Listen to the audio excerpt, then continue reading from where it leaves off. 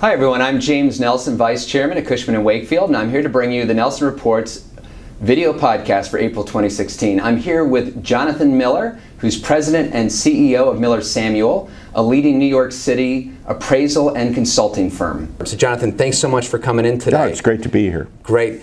You know, there's a lot of talk right now about what's going on in the residential market, yes, and certainly how it affects what's going on in the commercial market. And I know that especially residential pricing, it just really seems to affect the psychology of the overall market. And sure, you're really the doctor in this department. So tell us, before we get into future projections, tell us what's actually happened up until now. Because one of the recent charts that you prepared showed that New York City condo and co-op pricing looks like it's still peaking. Are we at all-time highs still at this level?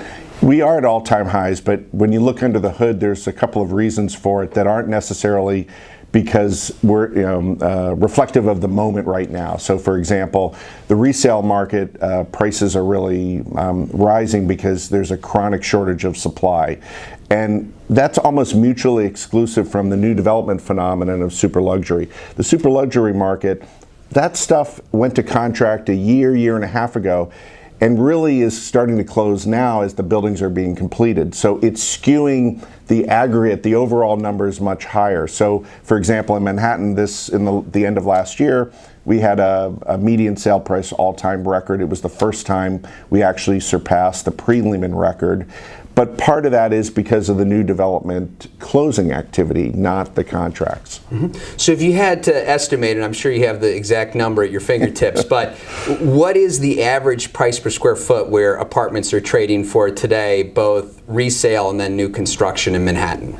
Well, so because there's a lot of skew caused by the new products. So we're really looking on a new development side around $2,200 a foot on average, but it's been ramping up as these new development closes are coming in. And of course, it's not uncommon. If you go to the top 5% of the market, you're really looking at $3,500 a foot, well over $3,000 a foot. On the resale market, you're looking at somewhere in the $1,500, $1,600, $1,700 foot range. Right, which is still historically fantastic. I know when we're trying to sell land and developers say, well, look, I think that this maybe blends at $2,000 at best. That's still a great number, all things considered. But again, I think to your point, it really has to do with kind of the size of the units and then the ticket price. Yeah, I mean, in New York, for example, one of the big characteristics of this latest new development wave has been size. It's been the larger, the better, because of the premium for larger contiguous space that is driving a higher price per foot for larger spaces. The problem that we have now in the new development cycle is you can't build everything extremely large because that market is very small. For example, you had mentioned sort of this 10 million and up. That's 1% of the market. That is not a large segment of the market. So you can't build all this product coming in, can't be targeted at that one narrow price point, which is really what it has. One of the biggest sort of discussion points, I think, about this new development boom of the last 4 or 5 years, it's not about the number of units. It's about the price bandwidth that they were targeted to. Sort of everybody's operating in their own silo and not seeing their neighbors build right next to them. And now with a much more visceral horizon where you can see towers everywhere, consumers are starting to pull back a little bit, and many other reasons, but because there's competition and the sense of urgency isn't quite there.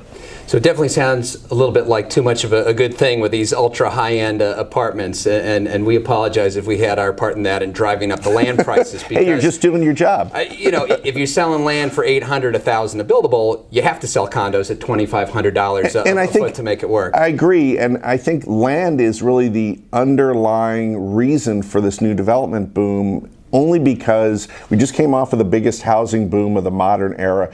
The low-hanging fruit has already been picked over. The product type that we're building now we have, versus the last cycle, you can build a much smaller footprint, much taller. You have the international component to it. And it's sort of, it's targeted at a very specific product that is we're sort of in this mode right now. We're not quite building what the market is demanding, right? And it's driven by land prices. And I think that's how this whole thing is going to play out. The people that bought land earlier in the cycle have much more wiggle room to adjust pricing, because if you think about a product that comes on today, the pricing was set 2 years ago. Well, the market pricing for new development is not the same as it was when it was pro forma 2 years ago. There's a settling, and that's going to be how this plays out. The lower you paid for land, the more you're going to be able to wiggle around and find and adjust your pricing to sell. One other point, I don't want to beat this to death, but it's not.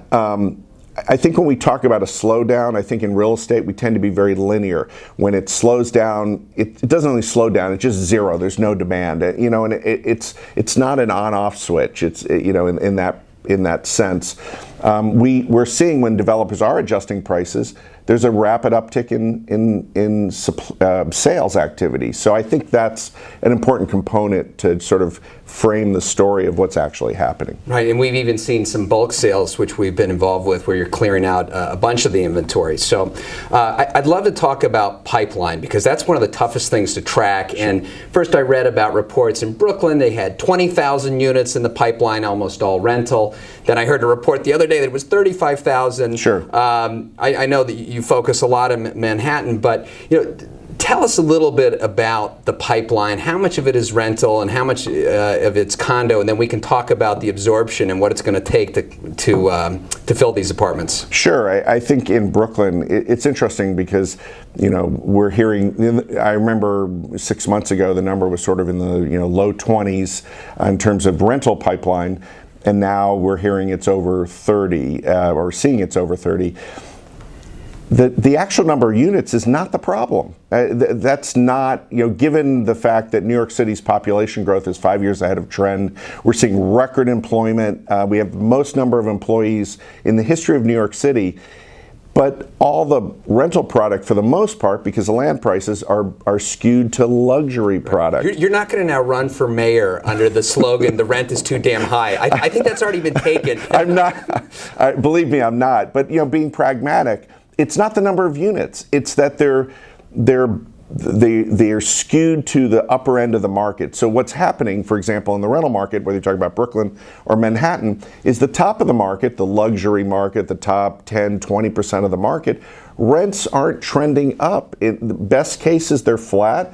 And in many cases, they're either slipping or we're seeing record use of the landlord concessions. Yeah, I was just going to add that. I mean, when you add in the broker's fee if owner pays, 1 or 2 months free rent, when you look at the effective rent, it makes a pretty big difference. But it seems like all the rental that's been built in Brooklyn, for the most part, I mean, they're looking for $60 a foot rent. So the question is, how deep is that, especially once the L train goes down? What's going to happen? I mean, the play now might be to invest in other boroughs that might get a bump from that, but without a 421A, I don't even know how you build rental right now. And so maybe that's the good news, is that we've got this huge pipeline, but maybe 3, 4, 5 years out, I mean, we're not selling land right now for rental. So we just need to get through this chunk.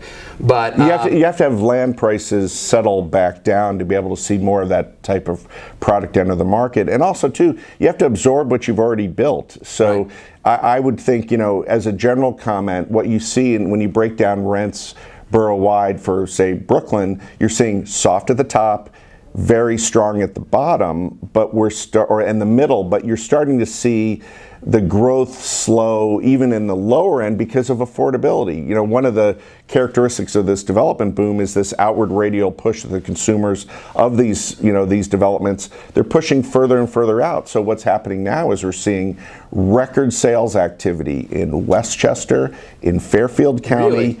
And in Nassau and all of Long Island, with the exception, excluding the Hamptons as a sort of a different animal, the suburban markets are benefiting. They're not seeing big price growth, but they're seeing a big uptick in sales. And it's not a zero-sum game. It doesn't come at the loss of the city. Think of the city as this bucket of water that's sort of the water spilling over the top. There's nowhere for these people to go that are looking for affordability, still want to be work in the city or whatever. You're seeing the suburbs start to benefit from this. Got it.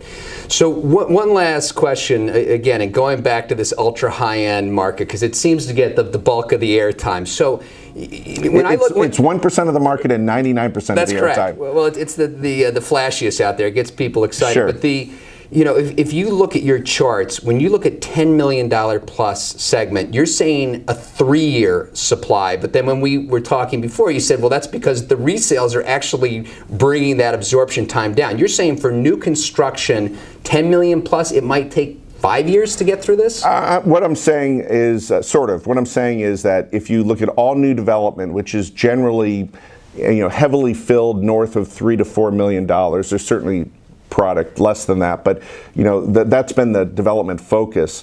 The overall a product that's coming through the pipeline is a little over 5 years, between 4 and 6 depending how you match it up. But it skews much longer as you move up in price because it's a narrower tail. It's very, very small. As I said, the 10 million and up. I remember a CEO of a real estate company said a few years ago, how many $10 million buyers are there? Well, apparently we thought it was an endless supply. It's certainly deeper than it's ever been just because of the growth of wealth worldwide and especially in New York City. But it isn't infinite, and I think we've hit that saturation point probably a year ago, and now everybody is starting to realize this, and some mid-development are making changes, but also it may end up resulting in future projects just not being built. Right. Well, fair enough. Well, thanks again for coming in. Really appreciate it. My pleasure. Okay.